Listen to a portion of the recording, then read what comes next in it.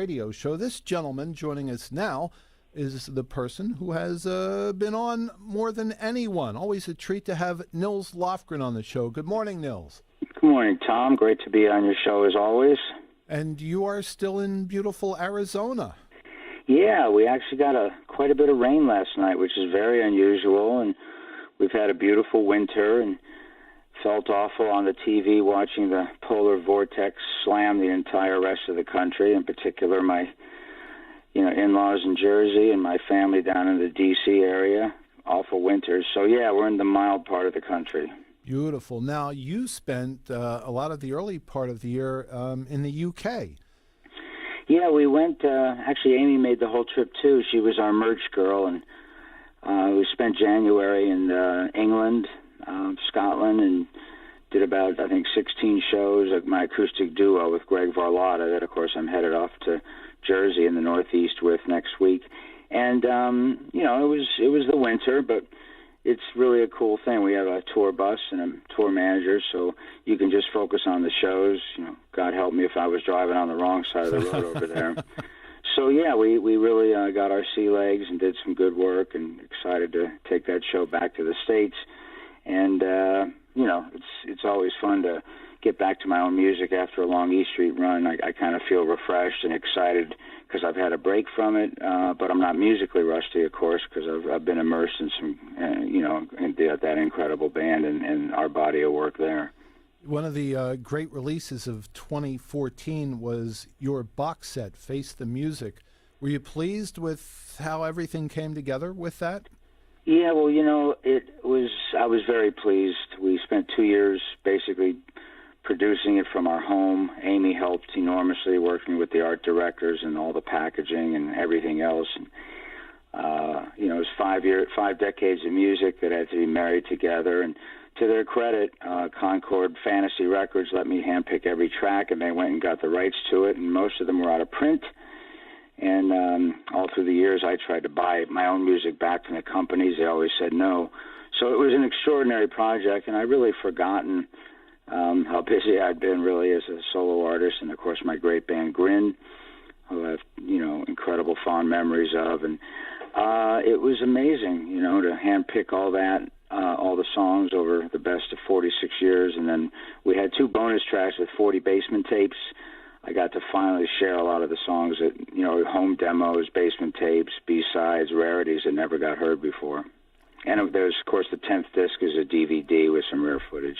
Which is spectacular. On with Nils Lofgren here this morning on the Bruce Brunch at 105.7 The Hawk.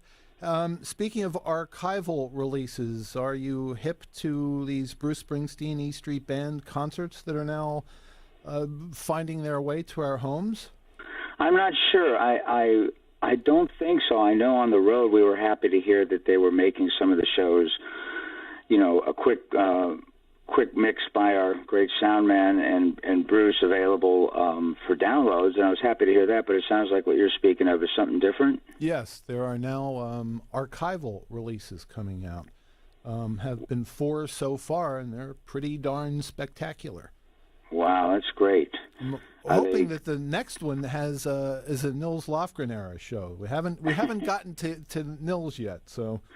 So you're 30 years behind. Yeah, we're playing catch up a little bit. Well, look, I used to buy tickets in the 70s and 80s to go see that band, so maybe I was in the audience cheering in some of those. Maybe I'm on there anyway. You've had this great website now for years, and you're on Facebook. How important to you is social media these days? Well, hats off to my wife Amy, who's really gotten me deeply into Twitter. We're up to 47,000 and counting. And what happened was in the mid-'90s, I spent a year and a half getting off of my last record deal. I was butting heads with the company and realized it was time for me to get my freedom, and it was a lot harder to get than I thought it would be. But once I got it, and thanks to technology, we got Dick and Linda Bangham. Linda runs the website, and Dick does a lot of the videos and all the artwork and stuff. The two of them have a great multimedia company in Maryland, so they've been running my website, and I decided to be a free agent at that point, and it served me really well.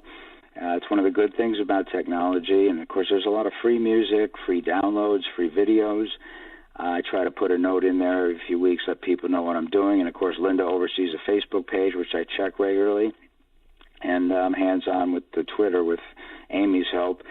And it's, as an artist who doesn't have a record company, or a musician anyway, it's kind of a necessary, valuable thing to let people know, hey, I'm headed off to New Jersey to play some shows. Hey, in January, it really helped going to England. Amy kept after me, and we did a lot of Twitter work to let people know we were coming to all these small towns and some of them larger towns. And it's a very useful tool, especially if you do not have a affiliation with a large record company. Well, with the internet, the world is a much smaller place.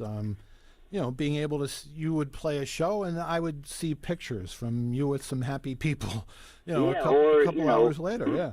Yeah, and a lot of people are very busy. They're not checking the radio and all the time and looking for what's coming to their town. And sometime through the Twitter work, Amy will alert people and that were coming their way, and they're very excited about it. And there's cool things, too. I mean, she, obviously, because of the great, Bruce and E Street connection, we have a lot of people that are keeping an eye on us, and we had a lot of the Bruce buds come to the shows in January in England. But there's beautiful stuff, too. Amy, in particular, checks out a lot of different things and reads articles in the New York Times and all kinds of, world-informing things. And we're dog lovers. We have 4 dogs, and a lot more come to our property and hang out during the week. And for instance, there was somebody trying to rescue a dog on death row, if you will. I think it was in Texas, and there was a woman in the East Coast, the Northeast, that wanted to adopt a dog, but she had no money. She just had a home for the dog. So my wife Amy, literally with hours left before this poor dog was going to be put down, financed the trip for the dog to travel back east safely in the kennels and all that. So this lady on Twitter that was in touch with Amy was able to adopt this beautiful dog, save its life. And of course, now Amy gets updates via Twitter that the dog integrated with their other dog and has a beautiful home now. And, there's beautiful stuff like that going on thanks to social media. Amazing. We're on with Nils Lofgren this morning on the Bruce Brunch at 105.7 The Hawk, one of the most esteemed guitarists, singers, songwriters ever. Now, you're out with your buddy Greg Varlotta. How many guitars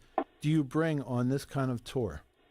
Well, this is a club tour, and the E Street Band, who has probably 80 crew members, and I'm out there with 50 plus guitars. 32 of them are out and tuned every night. So we'll have 6 or 8. Some electrics and acoustic. I play electric, I play acoustic. There's a lot of jamming, some bottleneck and slide occasionally. I'll sit at the pianos. I have a couple great synthesized pianos with sounds. And, of course, Greg plays trumpet.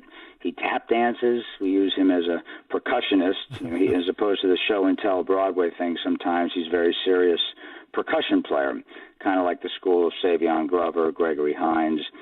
I fell in love with those guys way back in the Shirley Temple movies with Bill Robinson and the Nichols brothers and the Stormy Weather film and things like that. So Greg's actually given me some tap lessons, and I'm a beginning tap dancer. So once in a while I'll take a shot at it in my own show, and either it's hilarious and a laugh, or it's almost musical. But we got Greg there doing the hard work of the expert tap dancer. So it's a very colorful show, a lot of jamming and playing.